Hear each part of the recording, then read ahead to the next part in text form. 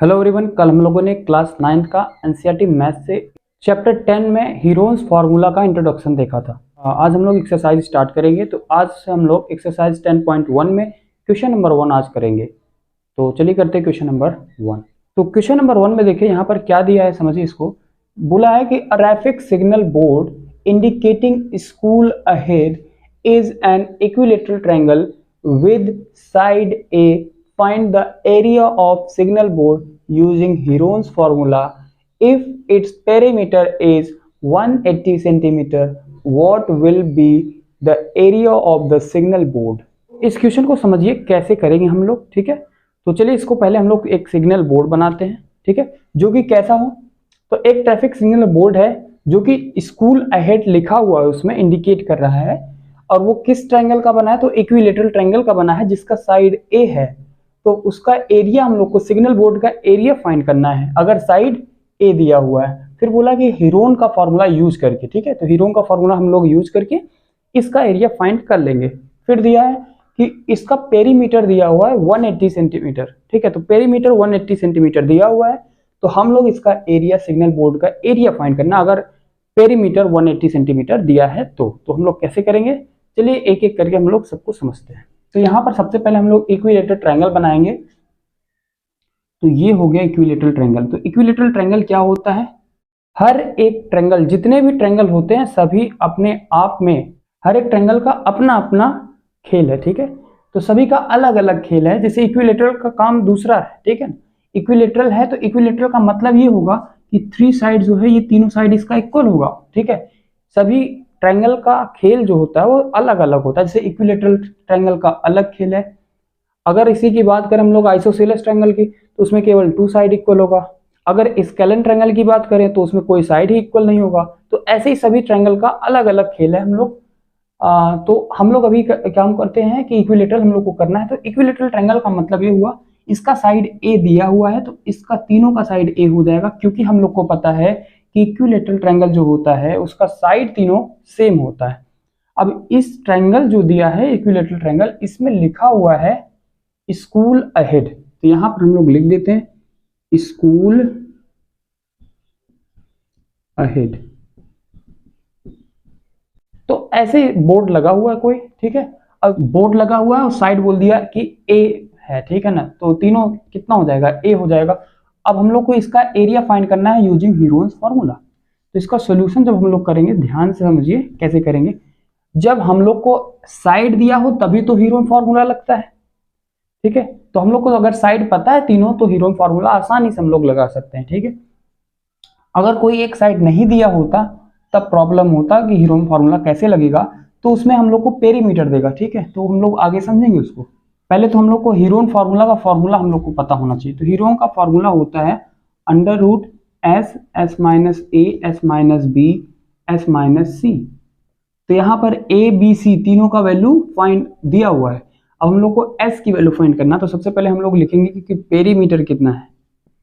तो पेरीमीटर इसका अगर हम लोग को फाइंड करना, तो पेरीमीटर क्या होता है? सम ऑफ ऑल साइड, सभी साइड को ऐड कर देंगे तो a प्लस ए प्लस ए, तो कितना हो जाएगा 3a। अब पेरीमीटर आ गया तो हम लोग s मतलब सेमी पेरीमीटर निकाल सकते हैं। सेमी पेरीमीटर मतलब पेरीमीटर का हाफ। तो पेरीमीटर कितना आया? 3a। तो 3a का हाफ मीन्स आधा हो जाएगा s। तो s की वैल्यू हम लोगों ने फाइंड कर लिया। अब हम लोग इस फॉर्मूले से, हीरोन्स का फॉर्मूला से इसका एरिया फाइंड कर सकते हैं। किस फॉर्मूला है? ये एरिया का फॉर्मूला।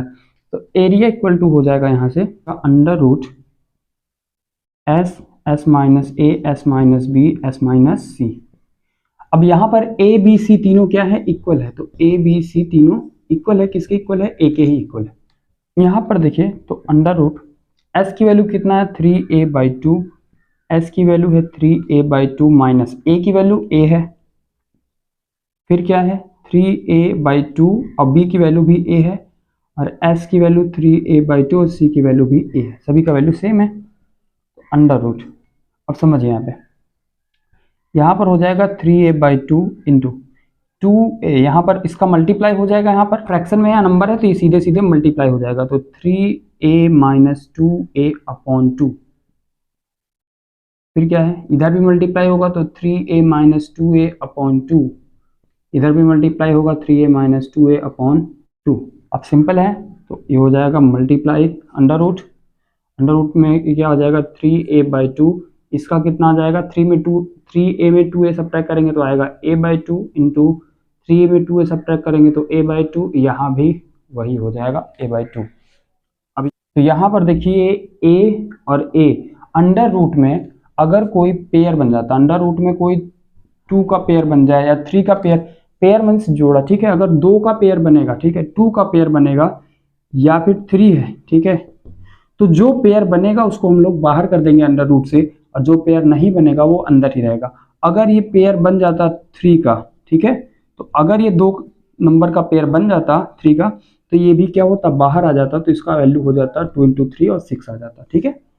तो ऐसे हम लोग करेंगे। तो यहाँ पर देखिए ऊपर ए कितनी बार मल्टीप्लाई है, 2 बार, तो एक पेयर ये बन गया, एक पेयर ये बन गया, तो एक बार ए बाहर हो जाएगा, एक बार इधर से ए बाहर हो जाएगा, अपॉन ये 2 भी मिल रहा है तो एक बार 2 मल्टीप्लाई में बाहर हो जाएगा, एक बार ये वाला भी 2 मल्टीप्लाई में बाहर हो जाएगा। अंदर क्या बचेगा √3, तो ये हो जाएगा a² और ये हो जाएगा 2 2 जा 4 √3, ठीक है। तो इसको हम लोग अगर लिखना चाहें तो कैसे लिख सकते हैं, तो इसको हम लोग लिख सकते हैं √3a²/4। तो ये हो जाएगा इसका एरिया, ठीक है। तो ये इतना आ गया। अब ध्यान से समझिए, एक बात बताने जा रहे हैं, ध्यान से समझिएगा कि इक्विलेटरल ट्रायंगल का जो एरिया होता है, मैं लिख दे रहा हूं यहाँ पे, अगर कोई इक्विलेटरल का एरिया, इक्विलेटरल ट्रायंगल का अगर कभी भी एरिया पूछा जाए, ठीक है, इसका अगर एरिया पूछा जाए तो हम लोग को डायरेक्ट पता होना चाहिए कितना होता है, /4a², ठीक है। ये होता है इसका एरिया। ए क्या है, ए यहाँ पर साइड है, ठीक है ना। तो ये हमेशा याद रखिए, ये डायरेक्ट फॉर्मूला है इक्विलेटरल ट्रायंगल का एरिया फाइंड करने के लिए। √3/4 साइड का स्क्वायर मीन्स ए का स्क्वायर, ठीक है, जब ए दिया हो। तो ये हम लोग को फार्मूला भी फाइंड कर लिया हम लोगों ने, ठीक है। अब इसको इरेज करते हैं। नेक्स्ट हम लोग करते हैं जब पेरीमीटर 180 सेंटीमीटर दिया है तब कैसे करेंगे। अब यहाँ पर पेरीमीटर हम लोग को पता है, ठीक है ना, इसने दे रखा है कि पेरीमीटर कितना है 180 सेंटीमीटर है। अब यहाँ पर पेरीमीटर 180 सेंटीमीटर दिया हुआ है, पेरीमीटर है कितना, तो 3a है, ठीक है। तो पेरीमीटर 3a है इक्वल टू 180 सेंटीमीटर। तो a की वैल्यू यहाँ से हम लोग फाइंड कर लेंगे कि 180 अपॉन ये रूट मल्टीप्लाई में डिवाइड हो जाएगा तो 3 से काट देगा 60 बार में, तो a इक्वल टू 60 सेंटीमीटर आ जाएगा। तो यहाँ से a की वैल्यू हम लोग फाइंड कर लेंगे। अब जब ये a की वैल्यू आ गया तो यहाँ से हम लोग को निकालना क्या था, हम लोग को एरिया निकालना है। तो एरिया किसका निकालना है, इक्विलेटरल ट्रायंगल का एरिया निकालना है। तो इक्विलेटरल ट्रायंगल का एरिया के लिए अब ये वाला फॉर्मूला यूज नहीं होगा। हम लोगों ने अभी फाइंड कर लिया कि इक्विलेटरल ट्रायंगल के एरिया के लिए ये वाला फॉर्मूला यूज होता है। तो हम लोग लिखेंगे कि √3/4a²।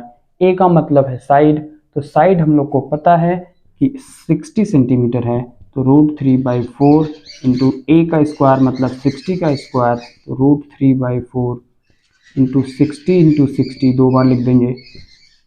इसको हम लोग जब डिवाइड करेंगे तो ये कट जाएगा, कितनी टाइम्स 1 जा 4 और 4 5 जा 20, तो ये इतना आ जाएगा।